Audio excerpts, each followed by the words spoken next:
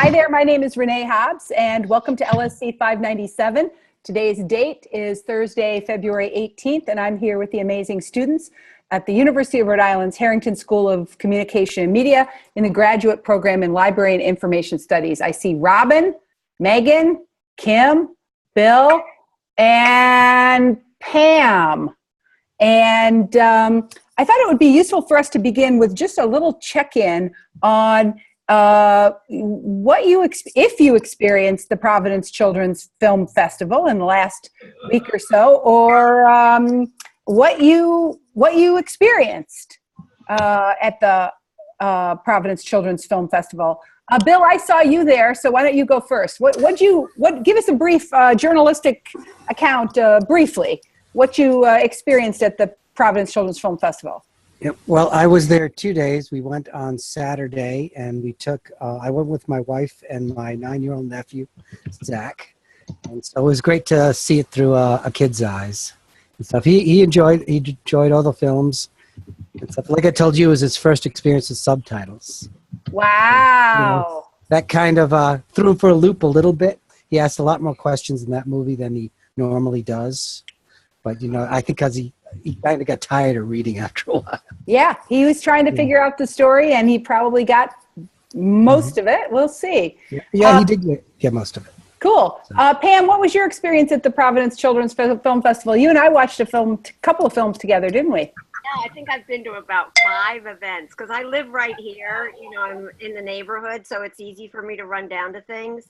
I guess I'm enjoying it. I'm enjoying seeing these films that I haven't seen before. And as I wrote, I think on the bulletin board on the mood, I'm just disappointed that they're not doing more media education as a part of it. With kids and parents as their audience, it would just be such a great opportunity. So even just like beforehand and in between, even just brief little things of telling a little bit about the film, the real ones, like the shorts that I went to, they were one after another after another. You didn't even have a chance to vote, in the light. You had to kind of keep everything in your mind. And then you and I both had different interpretations about how to vote, Renee. So we're 2 college-educated plus people, and, we couldn't figure it out. Our 9-year-olds and 10, they might be doing better than us. I don't know. I do think that there's some tweaks that maybe for year 8 or 9 or 10 might be suggested. Fascinating. That gives us a lot to think about. Thanks for sharing. Anybody else get a chance to go to the Providence Children's Film Festival? And if so, what did you experience? I did. Me and Emily and I went on Monday. We went on Monday. We saw a bunch of shorts for they were aimed towards younger kids. Mostly no dialogue. And we were a little worried because we were 2 adult women with no kids, and we kind of felt a little weird at first, but we actually ended up really enjoying a bunch of the short films that we saw. So we had a good time. Aha, glad to hear it. But you acknowledge that in the beginning you felt a little out of place. Yeah, because we didn't have any kids, and it was especially after we saw the first one, we were like, this is definitely aimed at specifically children, at least the one we went to. There are other options, obviously. Mm-hmm. But we were still able to enjoy it. Cool. Thanks for sharing. Robin, Megan, Emily, you guys want to comment on your experience, if you had an experience? Yeah, I went to one of the short films at the Athenaeum with my daughter, which was kind of cool because getting her perspective on it was kind of nice. It was definitely the right age group for her because it said all ages, so I was a little nervous, but they were just, 3 to 15 minute long segments. I was also, because of my time issues with her, I didn't mind if there was no discussion in between, like Pam had mentioned. Right. But I totally get that. That would have been good, but I can understand why some of the other parents in the room might have been like, yeah, let's skip the discussion. But it was cool, and I just thought it was it was a nice like free thing. I didn't realize it was going to be free, and they were like, I tried to pay for it, and they're like, no, it's free today. So I just thought that was a nice thing to do for the community, to let everybody get involved. Nice. Yeah. Thanks for sharing. Robin, Emily, any comments on your experience at the Providence Children's Film Festival? I haven't gone yet. Mine's on Saturday. Okay, got it. But I did have to pay for tickets to go and everything. So that was kind of surprising, seeing as though it's libraries. You typically think it's free, but it's in a museum for fashion for some reason. So I'm going to the circus one. It's a bunch of short films.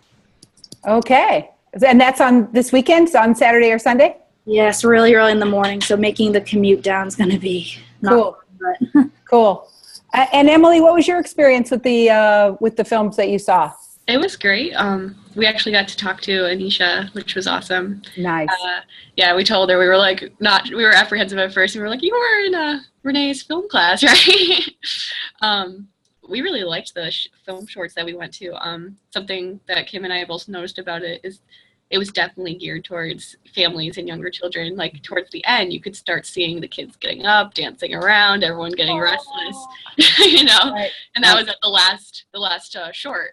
So it made sense what they must have, designed it that way. Clearly, that they knew their target audience. It's not me and Kim, I guess. But right, and they knew exactly how long they had before the natives got restless. The attention span, yeah. Intriguing. Something else we really liked about it was the films were for kids, but there was also lots of adult humor. Like there was this one with this bug that was like clearly drunk, but like children just think it's goofy, and like the adults just think it's hilarious because it's just like that adult humor that's hidden. The spider and the fly. It was so funny. Wait. You're just laughing way too much. So it was funny because it was this fly who was just very drunk and kind of being pursued by this spider. And just they got into shenanigans, and this fly was very obviously drunk. And it was just really You saw him like drinking something, and the adults know what's going on, but the kids don't. And I always love it in films when they do that, the humor that kids don't know about. yes, and let's even give that the technical term, right?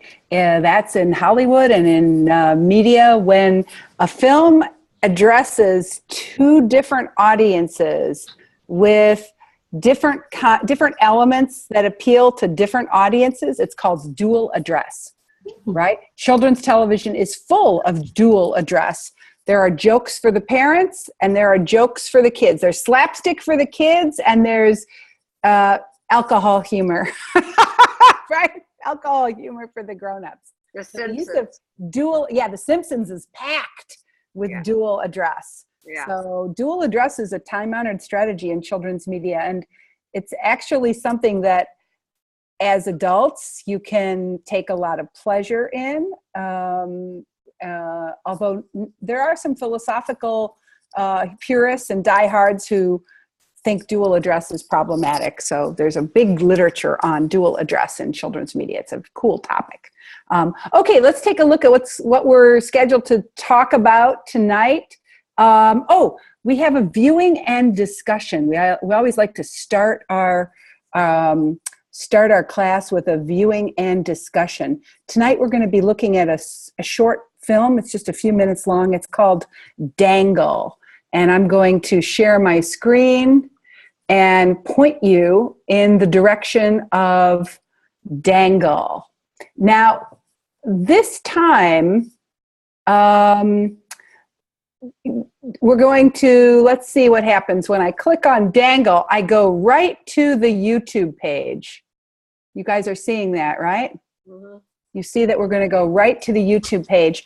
The film's only 5 minutes long, so we're going to watch for 5 minutes. If you can mute your microphone while you watch the film, and then you can even mute your video. And then when you're done watching, bring yourself back on. We'll see you in about 5 minutes, okay?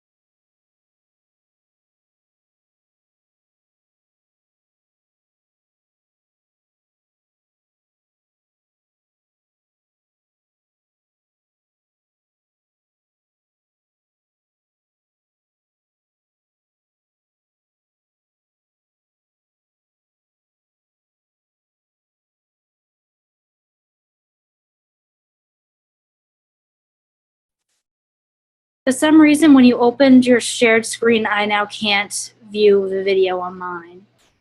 I only see your shared screen, and I can't activate anything.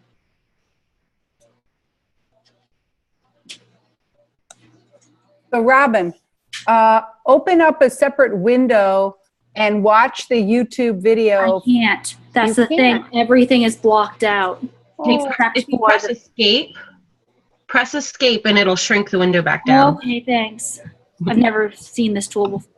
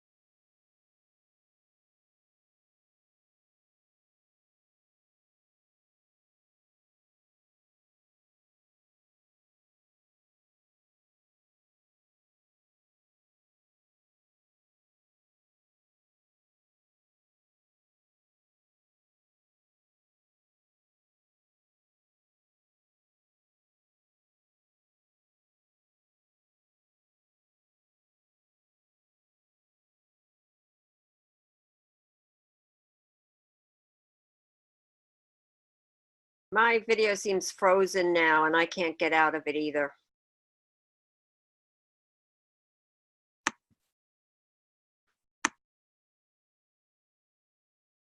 Pam, what you can do is you can leave the Zoom altogether, close out of the Zoom, watch the film, and then come back in.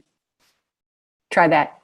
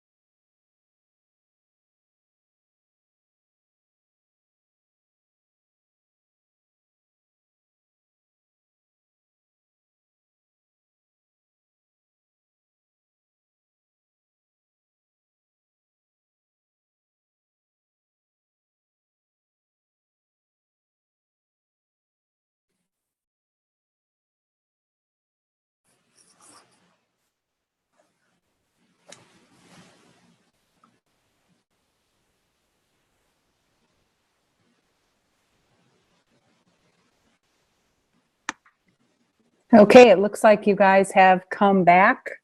Why don't we start our discussion of this film by talking about let's generate the adjectives that you found yourself feeling. How did this film make you feel? What adjectives come to mind?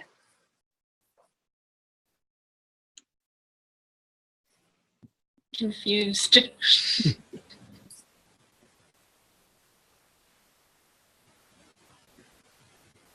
That's a good start. Anybody else? What adjectives come to mind? Amused. Mm-hmm. I was frustrated. Mm-hmm. I knew he would break it. I just knew it. Okay. Strange. Strange. Yeah. Now, I wonder if you can, was there a memorable scene or a memorable moment in this film for you? Was there a memorable scene or a memorable moment in this film? Can you describe it? When he first notices the rope and you see him looking up to the rope that just goes on and on and on and on into the sky. Thanks for sharing. Yes. I What's also another? I thought the very end where the sound wasn't great, but it sounded like there was maybe screaming going on or Sirens. yelling sirens. Sounded that stuck out to me. Yeah. Yeah. Somehow there's chaos down below in the town, and that's communicated by those scary city noises. Any other memorable moments in this film for you? When he first realizes what the rope does. Like, oh no moment. Like, I want to say aha, but it was definitely oh no. It was, and I think that was a memorable one for me too, because his reaction was so different, I think, than mine would have been. Explain. Well, I think it was because today is my day where I hang out with an 18-month-old, and we've been playing light on, light off, light on, light off all day.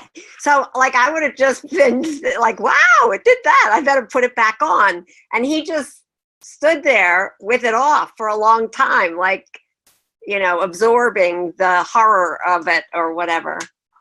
So, yeah, it was a different reaction than I would have had. Thanks for sharing.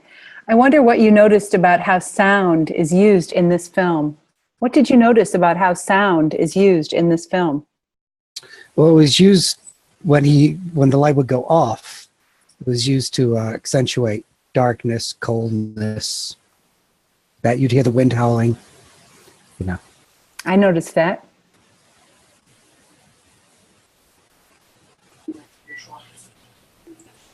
It doesn't really, it's not there isn't much sound when the light is on, but when the light's off, there's a lot of sound. Like when it goes off for good, the chaos comes in and everything.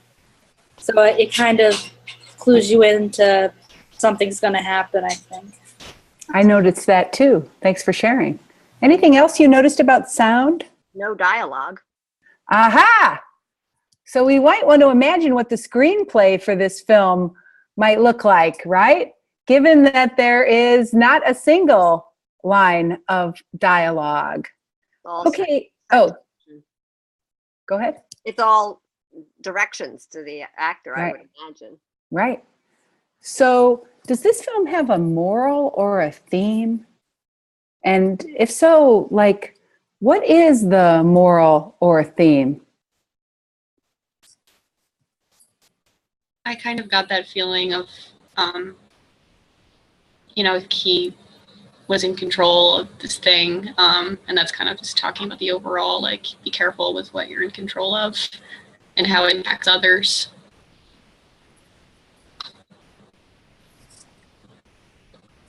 Thanks for sharing. Any other ways that you understand the moral or the theme of this film? Don't meddle with what you don't understand. Curiosity killed the cat. Well, I think there are projections about when our sun will, burn out. So, there may just be a little bit of that kind of, doomsday thing there. How's that going to happen? Do we have any control over that? Mm-hmm. Mm-hmm. Reminded me a bit of Pandora. I just got a peek. Ooh, very interesting. Our first reference to intertextuality, another important film concept. How does this remind you of Pandora? We're referencing another media text, right? A great Yes. Greek myth. Yes. Tell us the connection. Make the connection for us. Well, in the myth, Pandora is forbidden to open the box. She doesn't know why, and her curiosity gets the better of her. She opens it up, and all the evils of the world come out, and to make us all miserable for eternity. Mm. Are there any other textual references or intertextual references? Did this remind you of any other media or story? I felt like it had, mostly all of like Greek mythology, sort of, that hubris kind of, I don't know, just that they all have their faults. All of the gods and goddesses all had their one fault, and he was sort of playing God in this. So Thank you for sharing. That's a really nice thing. What do you think the filmmaker did to help us identify with the main character? Right? If you were like me, you probably felt a little bit like him as you watched the film. You identified with him a little bit. What did the filmmaker do to create that feeling of identification? He didn't make him a god. He made him an everyday person that just stumbled upon this magical rope to the sky. Yeah. So the casting of this guy was he wasn't too attractive. He was sort of ordinary, like every man. Great. What else did the filmmaker do to help us identify with the character? Point of view? Explain. Well, in the beginning, we were looking at him, but then, every once in a while, you'd be in his eyes looking out. And especially like with the cord coming from heaven, you looked up with him. Mm-hmm. And so there were a lot of scenes in which you had his point of view. Yeah, for sure. And those low angle, high angle shots really inviting us to look up with him and to look down on him. Okay, so thank you so much for indulging in our critical viewing activity for this week. I think that short independent films can really be very powerful tools to promote critical viewing. But here's what I'd like to do next. I want to try out the really cool feature of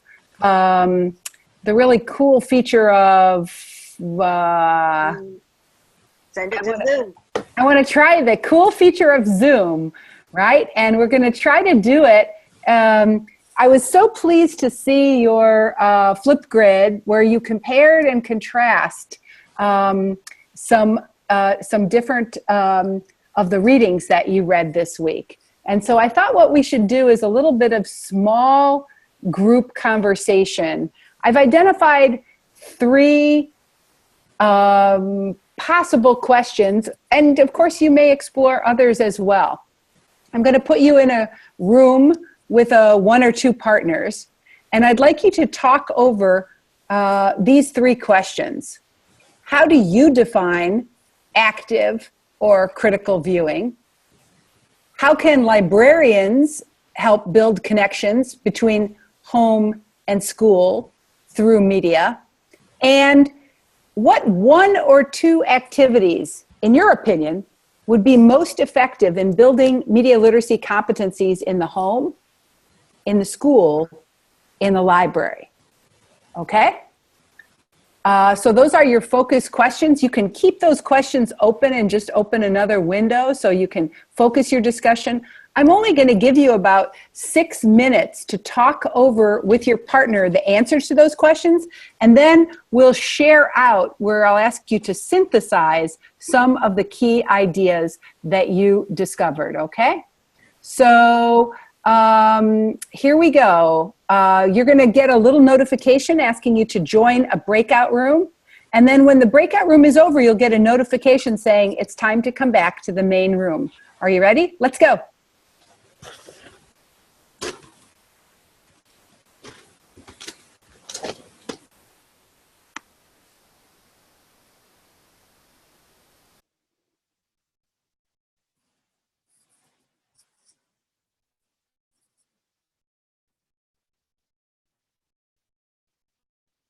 Okay, now students are in their breakout rooms. I'm going to give them a little time to work independently, and then we'll be back.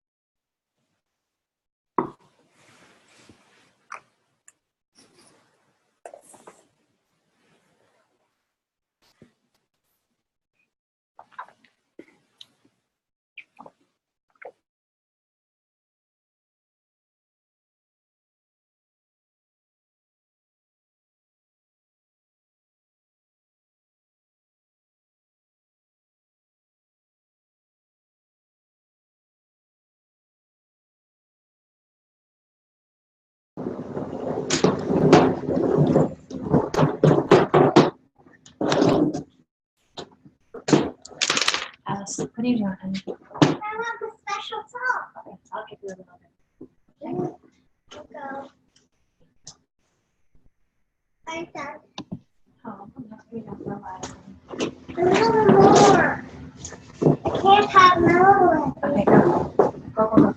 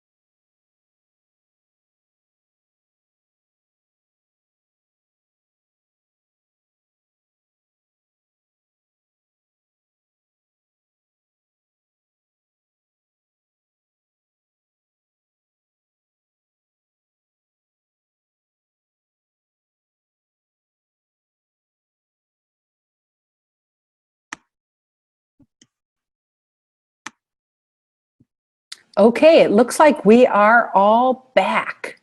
That was cool. Okay, I absolutely thought so too. And I heard some really, as I moved from room to room, I heard some really interesting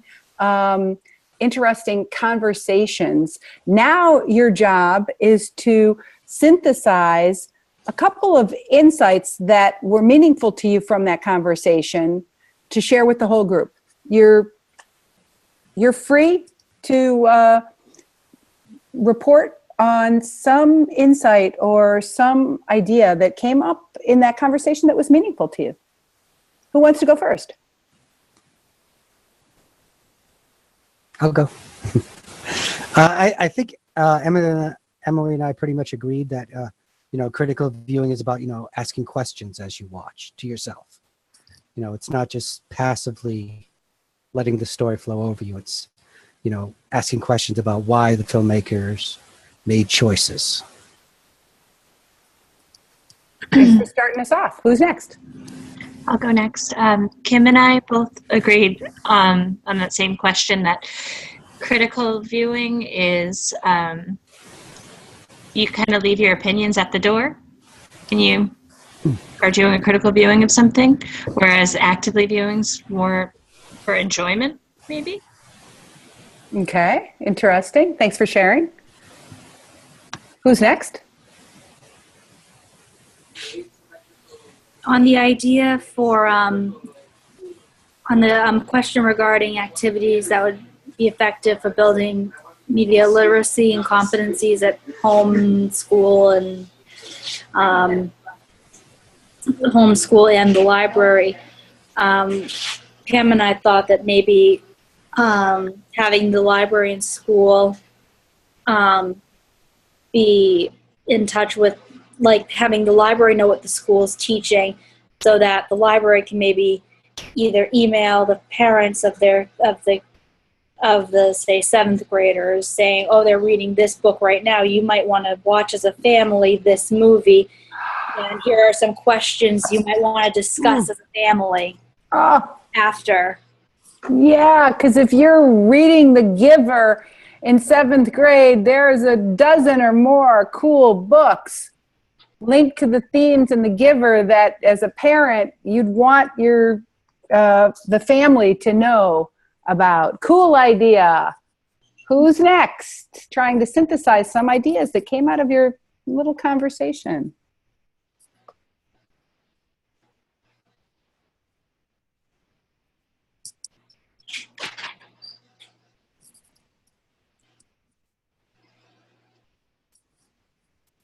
Should I call on you, Emily? What's your take on what came out of your little conversation? Well, the Something thing you wouldn't mind sharing with the whole group. Yeah, the thing you came in on, Bill and I discussing, like when I read the question about librarians connecting between home and school through media, I thought of like social media. Because at my school, like, we have a Facebook page for my school, and the parents look at things that way, and some of the like more worrisome kids, teachers actually will text the parents, like, back and forth conversations, just so they're really connected, and you know, they can tell them, like, if they need encouragement. You know, like, I had a teacher who texted a kid's parent the other day, like, oh, Billy did really good on this test because he hadn't been doing well that whole year, and like, the parents really appreciate it, the kids really appreciate it. Nice. Yeah. Nice. So social media can connect home and school. So one of the things we learned about in the readings last week is that there are some tensions and some discontinuities that exist between how people think this needs to be done, right? So Common Sense Media has its own way of thinking about teaching critical viewing skills. Frank Baker has his own ideas about teaching critical viewing skills. And over the course of this semester, you're going to kind of learn that really, depending on the teacher, the community, the context, the setting, there's a million different ways to do this work well.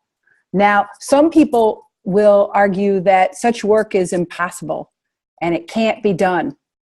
It can't be done in the context of the K-12 schools. It can't be done in the context of the family. And it certainly can't be done in the context of the film festival. But for your LEAP 2 projects, reporting on what you experienced at the film festival, you have an opportunity to influence the way the film festival organizers think about the future of their work. So I just wanted to spend the last few minutes of our time together taking a look at making sure you're all comfortable with your next major project. You guys, I think, have done the multimedia reflections. I saw those coming in really beautifully on the Twitter tonight. And of course, I I am just thrilled to see how well you are using the Twitter for forming and engaging with each other as a community.